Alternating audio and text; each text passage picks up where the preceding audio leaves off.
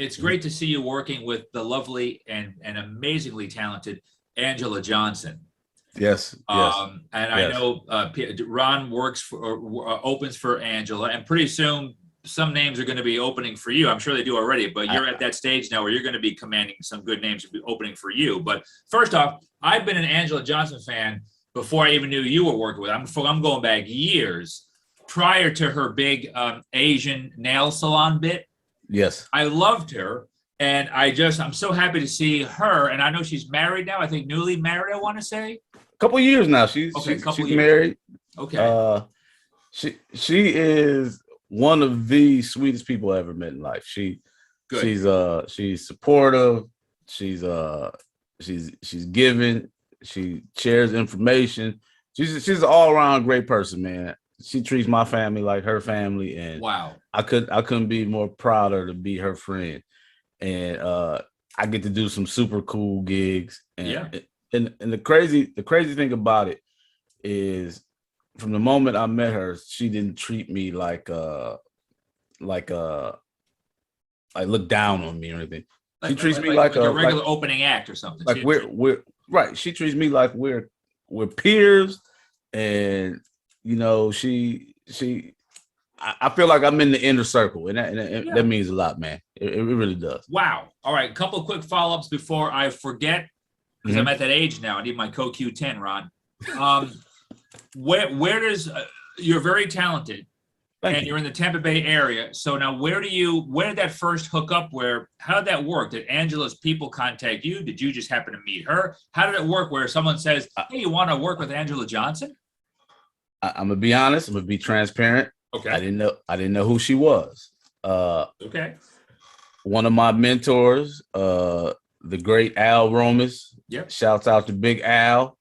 Big Al was always opening a couple doors for me, and he reached out to me one day because I believe they had the same management. Okay. And he said, he's like, "Hey man, got a gig for you. They looking for somebody clean." And I told him you'd be perfect. It's at a college in Orlando. Mm-hmm. And I was like, all right. Her people they're gonna reach out to you. He said it could mean absolutely nothing, or it could be a big deal. Just do what you do. All right. And I was like, all right. He said, good luck, kid. And wow. Al, like this old school Italian mobster. Oh yeah. comedy dude. So I was like, all right, man. So her people reached out to me. They said, hey, send us a clip. I sent them a clip, and they were like, everything's great. Just don't do this joke or that joke. And I'm like, oh, they're going to be those people. All right. I was like, all right, no problem. I get to all the college gigs I had done to that point was me. And I was literally in the cafeteria, people walking by, not paying attention. Right. So I'm thinking it's a college gig. I get there, it's UCF. Yep. Right. And I didn't realize that's the second biggest college in the country. Yeah, population wise, right? Yeah. And it's a stadium. Oh yeah. So I'm like, what? And I hadn't met her yet. I'm like, who is this?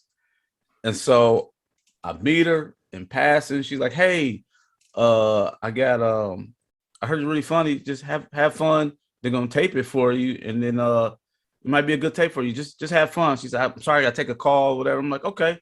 So I'll go out, I do my thing, and it blew my mind because it was so many people there. Right. I get off stage. I introduce her. She's come out. She's like, hey, they said you did really well in passing. I'm like, thank you. So she go on stage. She do her thing. After the show, she said, hey, I'm sorry I didn't get to watch your set. I'm going to be at the Orlando Improv. Can you come so I can watch you? And I said, I'm sorry, I got shows in Knoxville, Tennessee.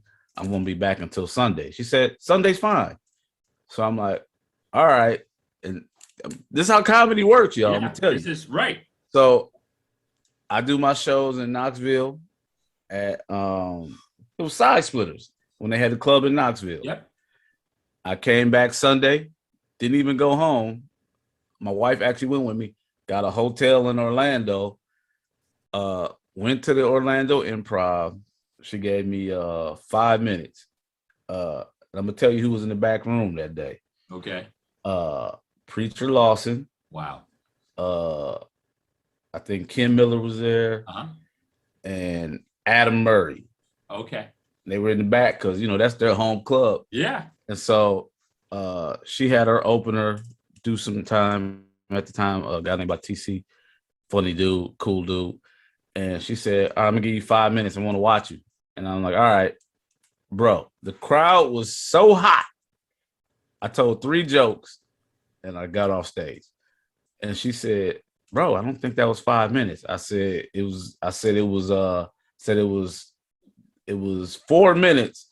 If I would have did another joke, I would have went over, and I didn't want to disrespect your time. Right. She said, we're gonna work together. And I've been working with her ever since. Because they were probably laughing so long and so into it. It's all that extra time of you not saying anything. You're not going to tell the crowd to shut up. Oh my God. That probably one of the hottest shows I ever been on. Like everything I said was up. I was like, oh my God. You gave me goosebumps, Lee. You gave me goosebumps right there, buddy. I love it. And I never if any young comics see this, never disrespect the stage, never disrespect the light.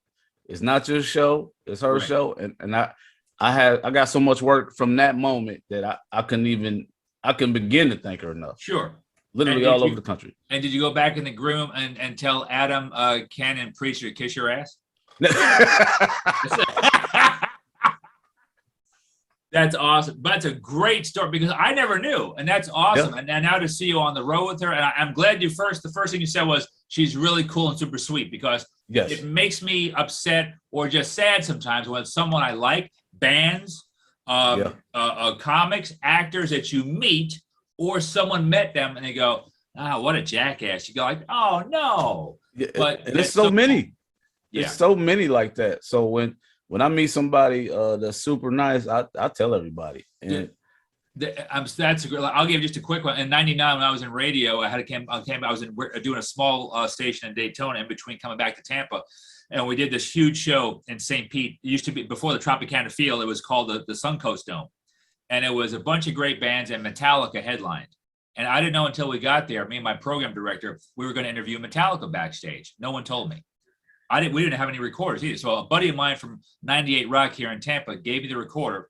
I go back. I'm interviewing Jason Newsted, the bass player. James Hetfield, the lead singer of the greatest rock band in the world, is walking by me in his boxer shorts, making goofy faces to try to make me laugh while I'm interviewing. And I'm thinking, these guys are the coolest guys. Maybe I got lucky that night, but no ego, no nothing. They couldn't have been nicer. It's just great to hear that Anjelah is so cool. I freaking love that, man. I just thought of something. Yes, sir. I just thinking Ken Miller may not have been there that night, but it was definitely Adam Murray and Preacher Lawson. It may not have been Ken. I don't want to lie on Ken. Right. And that was probably a real young Preacher Lawson, right? Very young Preacher Lawson. Yeah. Before he blew up. Yeah, that's awesome. Well, it's just great to see this, man. I love Preacher blowing up and you doing your thing. Yeah, Adam Murray and movies and all that. Yeah.